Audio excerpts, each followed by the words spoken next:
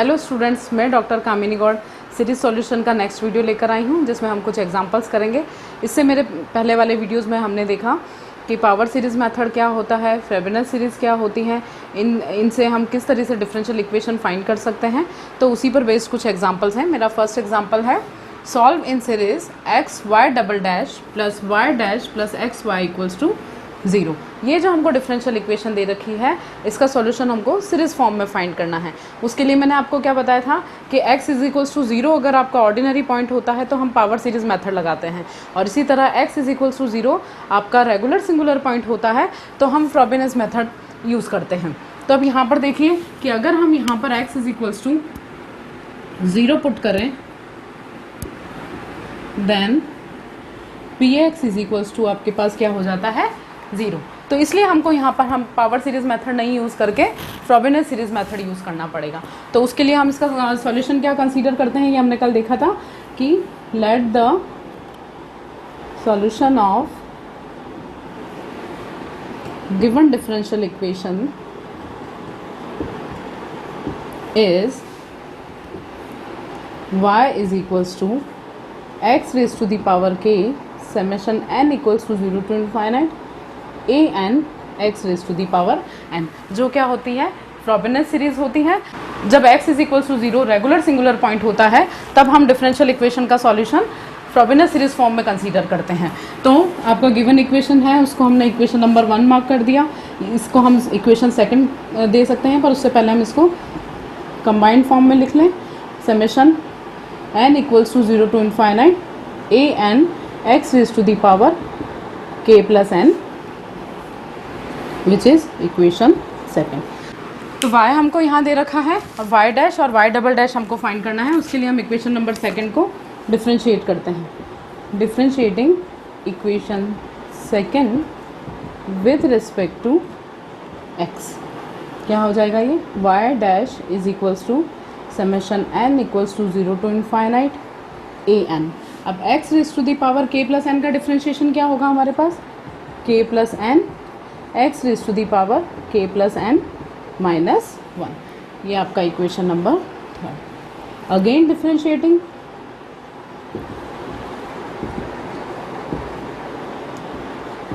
With respect to x, क्या हो जाएगा हमारे पास y डैश का differentiation y double dash is equals to summation n equals to 0 to infinite a n k plus n is the constant term.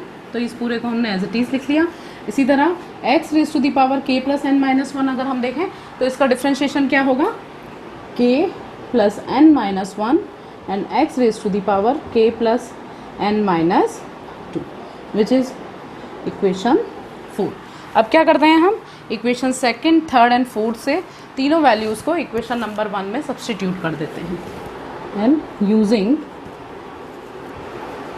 Equation second, third and fourth in equation first. अब equation first क्या है आपकी x y double dash. तो y double dash आपके पास क्या है summation n equals to 0 to infinite a n k plus n minus 1 and x raise to the power k plus n minus 2। इसी तरह नेक्स्ट टर्म क्या है हमारी plus y dash. y dash हमारे पास क्या आया है इक्वेशन नंबर 3, यानी कि summation n equals to 0 to infinite a n k plus n x raise to the power k plus n minus 1 and last है हमारा प्लस x। लास्ट टर्म है आपकी प्लस एक्स वाई, यानी कि y हमारे पास है इक्वेशन नंबर सेकंड से summation n equals to 0 to infinite a n x raise to the power k plus n is equals to 0। तो ये पूरी आपकी इक्वेशन आ गई, जिसको आगे हम सिंप्लीफाई कर सकते हैं। अब इसको कैसे सिंप्लीफाई करेंगे, ये x की टर्म है, अगर हम इसको अंदर मल्टीप्लाई कर दें तो हमारे पास क्या बनेगा summation n equals to 0 to infinite a n k plus n minus n, और यहाँ पर क्या हो जाएगा x raise to the power k plus n, और ये एक x है और ये -2, तो ये कितना हो जाएगा -1। इसी तरह नेक्स्ट टाइम अगर हम देखें summation n equals to 0 to infinite a n k plus n and x raise to the power k plus n minus 1, और इस टर्म में plus summation n equals to 0 to infinite a n x raise to the power k plus n, और ये वाला x आके क्या हो जाएगा प्लस 1 इक्वल्स टू 0। इसमें से आप देखिए यहाँ पर आपका x raise to the power k plus n minus 1 है, यहाँ पर भी आपका x raise to the power k plus n minus 1 है। दोनों लाइक टर्म्स हो गई, तो इनमें से हम कॉमन टर्म्स बाहर निकाल सकते हैं। तो क्या क्या हो जाएगा आपका, सबसे पहले तो summation n equals to 0 to infinite a n, और क्या बचा है यहाँ पर k प्लस एन माइनस 1, और यहाँ पर अगर हम देखें यहाँ पर तो ये k प्लस एन और k प्लस एन माइनस 1, और इस टर्म में देखो तो k प्लस एन ओनली, तो प्लस k प्लस एन और x raise to the power k plus n minus 1। इसी तरह इसमें अगर हम देखें तो ये आ जाएगा आपका summation n equals to 0 to infinite a n x raise to the power k plus n plus 1 equals to 0। अब इसको आगे हम और कैसे सिंप्लीफाई कर सकते हैं, ये वाला फैक्टर देखिए, यहाँ पर ये पूरी टर्म जो है आपकी उसको सॉल्व करना ज़रूरी है फैक्टर फॉर्म में। तो उसके लिए हम इस पूरी इक्वेशन को एक साथ ना लेके चलें और सिर्फ इसको सॉल्व करें। तो उसको सॉल्व करने के लिए हम क्या करें, इसको अलग से सॉल्व कर लेते हैं। क्या क्या है आपका k plus n minus 1 plus k plus. अब इसको कैसे सॉल्व कर सकते हैं, देखिए फर्स्ट टर्म पूरी ये बन रही है, सेकेंड टर्म पूरी आपकी ये है, तो इसमें से और इसमें से हम k प्लस एन को कॉमन निकाल लेते हैं। तो यहाँ क्या बचा आपके पास, सिर्फ k प्लस एन माइनस 1 और यहाँ से आपका प्लस 1, जिसको हम क्या लिख सकते हैं k plus n and k plus n only, which is equals to k plus n whole square. इस टर्म को हम जब वापस यहाँ रिप्लेस करें तो हमारी फाइनल टर्म क्या बनती है, summation n equals to 0 to infinite a n k plus n whole square x raise to the power k plus n and minus 1 plus summation n equals to 0 to infinite a n x raise to the power k plus n plus 1 equals to 0, जो हमारी क्या कहलाती है identity. इसको हम कर देते हैं equation number 5, which is identity. तो ये हमारी आइडेंटिटी है जिससे हम आगे सॉल्व करके कोफिशिएंट्स फाइंड कर सकते हैं। अभी आपका इक्वेशन नंबर 5 आपका आइडेंटिटी आ गई, इससे हम सारे आपके आगे कोफिशिएंट फाइंड करेंगे। तो सबसे पहले हमको क्या निकालना होता है, इंडिविजुअल इक्वेशन। इंडिविजुअल इक्वेशन के लिए हम क्या करते हैं, लोएस्ट डिग्री टर्म जो है x की उसके कोफिशिएंट को इक्वल्स टू 0 करते हैं। तो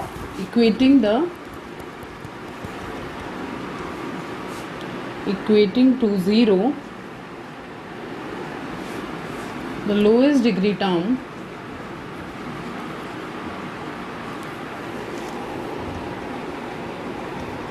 of x, that is coefficient of x raised to the power k minus 1। अब देखिए लोएस्ट डिग्री टर्म के लिए मैंने आपको बताया था कि हम n इक्वल्स टू 0 पुट करें तो हमारी लोएस्ट डिग्री टर्म आएगी। इन दोनों में से लोएस्ट डिग्री टर्म कौन सी है, x raise to the power k plus n minus 1 और x raise to the power k plus n minus 1।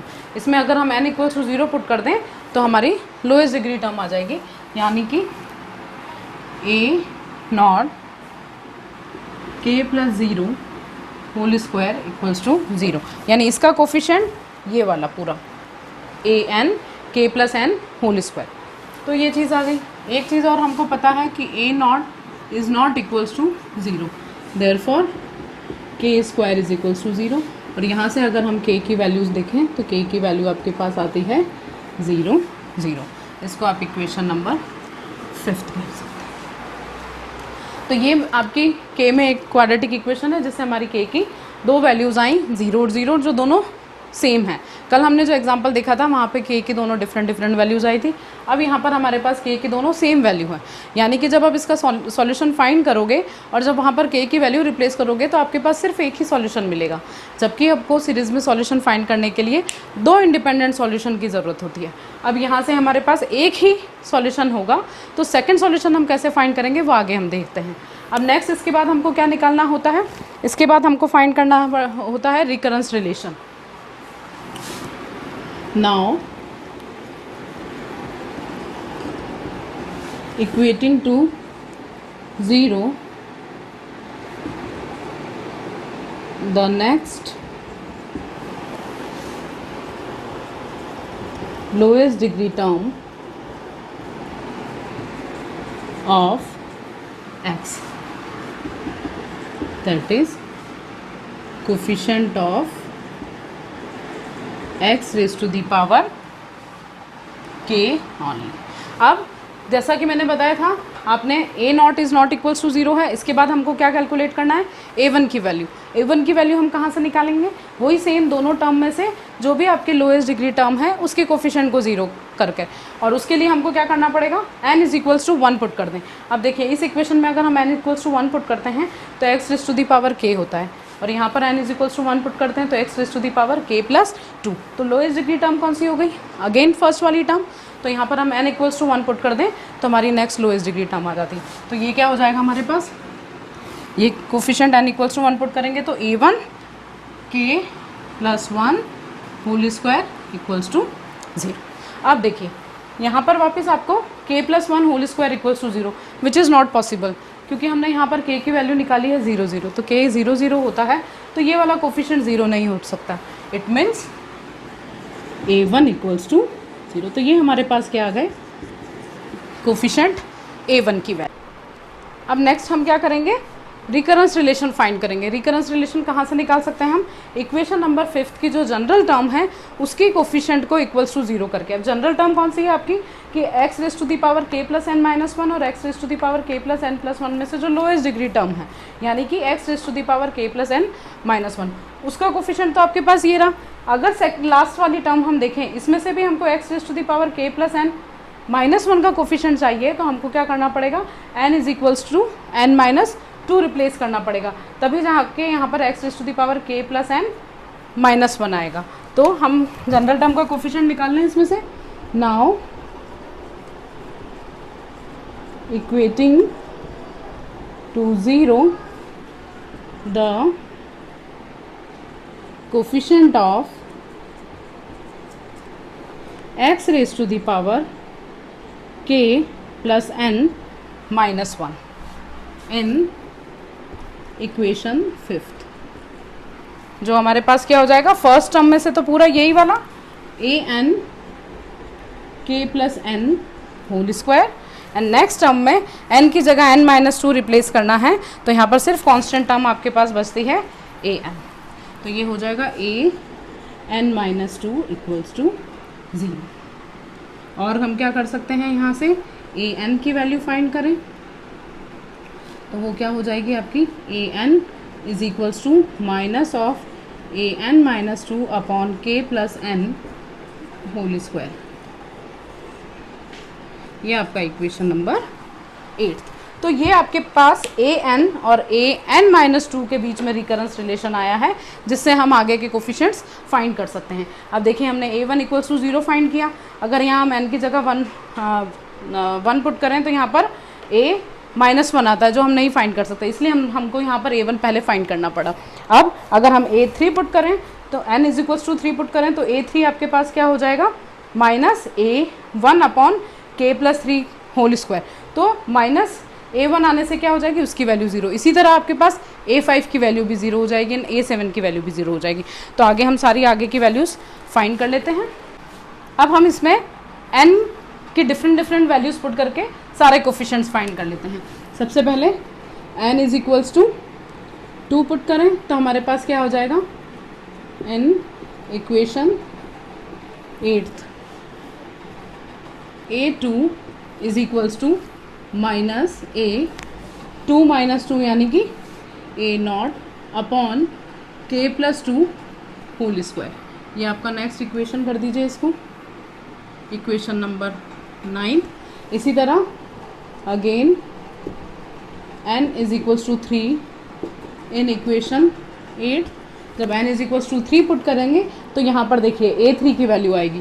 a3 कितना है आपके पास, माइनस ऑफ a3 माइनस 2 यानी कि 1 upon k plus 3 whole square which is equals to 0 because a1 equals to 0 from equation number 7। Similarly a5 equals to 0, a7 equals to 0 and so on। तो अब हम next क्या put करें equation number 8 में, n is equals to 4 in equation 8।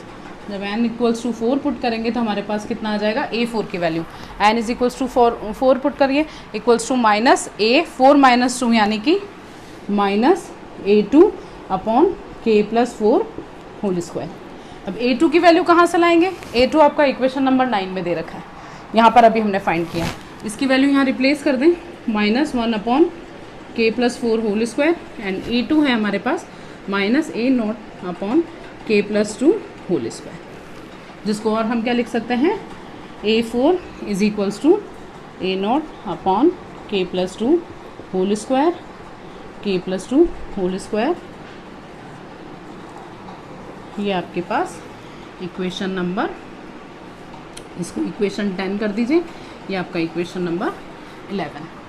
Okay, इसी तरीके से हम नेक्स्ट आपकी जो भी टर्म्स हैं उनको फाइंड कर सकते हैं। अब ये जितने भी कोफिशिएंट्स हमारे पास आ गए, इन सारे कोफिशिएंट्स की वैल्यू हम कहाँ पर पुट करें, जो हमने जनरल सॉल्यूशन कंसीडर किया था गिवन इक्वेशन का, वहाँ पर, यानी कि इक्वेशन नंबर 2 में। अब नेक्स्ट ये सारी इक्वेशन हम कहाँ यूज़ करेंगे, इक्वेशन नंबर 2 में, using these equations in equation 2। क्या था आपका equation 2, y is equals to, that is y is equals to summation n equals to 0 to infinite a n x raised to the power k plus n, और क्या लिख सकते हैं हम इसको, x raised to the power k summation n equals to 0 to infinite a n x n, यानी कि y is equals to x raise to the power k and a0 plus a1x plus a2x square a3x cube a4x4 and so on. अब देखिए a0 तो आपका as it is. अब a1 की value आप देखिए आपका कितना आया था हमारे पास, a1 हमारे पास 0 था, है ना, तो वो यहाँ पर पुट करेंगे। इसी तरह a2 की वैल्यू हमारे पास minus a0 upon k plus 2 whole square, इसको यहाँ पर पुट कर दें हम, minus a0 k plus 2 a0 upon k plus 2 whole square. इसी तरह देखिए a3 की वैल्यू हमारे पास 0 आई थी। नेक्स्ट आपका इसी तरह a4 की वैल्यू क्या आई थी हमारे पास, a0 upon k plus 2 whole square, k plus 4 whole square, इसको भी हम पुट कर दें यहाँ पर upon k plus 2 whole square and k plus 4 whole square and so on. तो ये हमारे पास क्या आ गया, इस दी हुई इक्वेशन का सॉल्यूशन, और इसको हम किस फॉर्म में लिख सकते हैं, y is equals to x के, और a0 को हम बाहर कॉमन भी निकाल सकते हैं, तो 1 minus 1 upon k plus 2 whole square plus 1 upon k plus 2 whole square and k plus 4 whole square and so on. तो ये आपके पास दी हुई इक्वेशन का सॉल्यूशन है, पर अभी तक हमने यहाँ पर k की वैल्यू पुट नहीं करी है।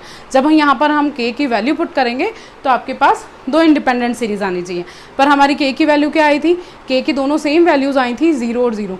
तो जब हम k की वैल्यू यहाँ पर पुट करेंगे तो हमारे पास सिर्फ एक इंडिपेंडेंट सॉल्यूशन आएगा। तो हमको इसका सेकंड केस भी डिस्कस करना पड़ेगा, और उसके लिए आप कैसे फाइंड करेंगे वो मैं अभी नेक्स्ट बताती हूँ। पहले हम इसका k की वैल्यू पुट कर दें, इसमें put k equals to 0 in this equation, तो वो क्या हो जाएगा आपके पास, y is equals to a0 1 minus 2 square plus 1 upon 2 square and 4 square. देखिए यहाँ के 0 रखा आपने, यहाँ पर भी के 0 रखोगे तो x raise to the power 0 वो आपके पास 1 हो गया। फिर ए नॉट, फिर 1 अपॉन के 0 है तो 2 रेज़ टू द पावर 2। इसी तरह यहाँ 1 upon 2 raise to the power 2 and 4 raise to the power 2 and so on, जिसको हम एक नई इक्वेशन दे सकते हैं y is equals to a u where a nought is equals to a and u is equals to 1 minus 1 upon 2 square plus 1 upon 2 square 4 square and so on. तो हम इसको इस फॉर्म में लिख सकते हैं और इसको एक नेक्स्ट इक्वेशन हमारी दे दें, इक्वेशन नंबर 12। इसको दे देते हैं इक्वेशन नंबर 12 और इसको दे देते हैं हम इक्वेशन नंबर 13। अब नेक्स्ट हमारा इंडिपेंडेंट सॉल्यूशन फाइंड करने के लिए हमको क्या करना पड़ेगा, ये जो इक्वेशन है इसको मैंने इक्वेशन स्टार दे दिया है, इस इक्वेशन को k के रिस्पेक्ट में पार्शियली डिफरेंशिएट करना पड़ेगा, फिर k is equals to 0 put करना पड़ेगा क्योंकि k की दोनों वैल्यूज सेम आई थी। तो दोनों वैल्यू सेम आने से दो इंडिपेंडेंट सॉल्यूशन हमको नहीं मिल पाए।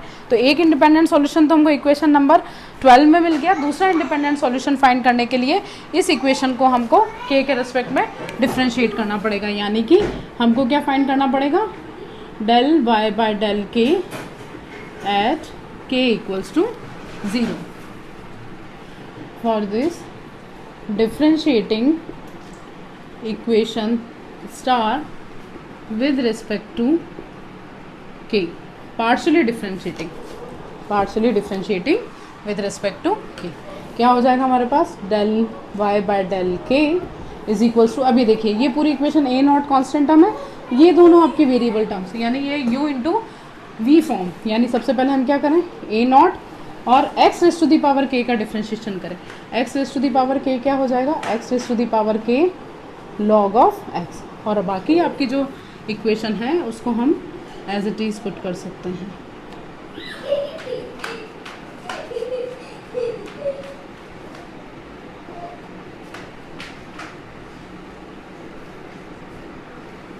इसी तरह नेक्स्ट में हम क्या करेंगे, a nought x raise to the power k को कांस्टेंट की तरह ट्रीट करेंगे और इस पूरी इक्वेशन का डिफरेंशिएशन करेंगे। अब इसका डिफरेंशिएशन क्या हो गया, 1 का differentiation 0 minus x square upon k plus 2 whole square, minus x square को आप बाहर लिख लें और 1 upon k plus 2 whole square का डिफरेंशिएशन कितना हो जाएगा आपके पास, minus 2 upon k plus 2 whole cube. इसी तरह नेक्स्ट टर्म है आपका x raise to the power 4 और 1 upon k plus 2 whole square and k plus 4 whole square का डिफरेंशिएशन। ये कैसे होगा आपके पास, k plus 2 whole square as it is अगर हम रखें और 1 अपॉन k प्लस 4 का डिफरेंशिएशन करें तो minus 2 k plus 4 whole cube. इसी तरह नेक्स्ट क्या बनेगा, minus 2 k plus 4 whole square को एज इट इज़ रखें तो 1 upon k plus 2 whole square का differentiation k plus 2 minus 2 upon k plus 2 whole cube and so on. इस तरीके से हम इस पूरी इक्वेशन को आगे तक डिफरेंशिएट कर सकते हैं।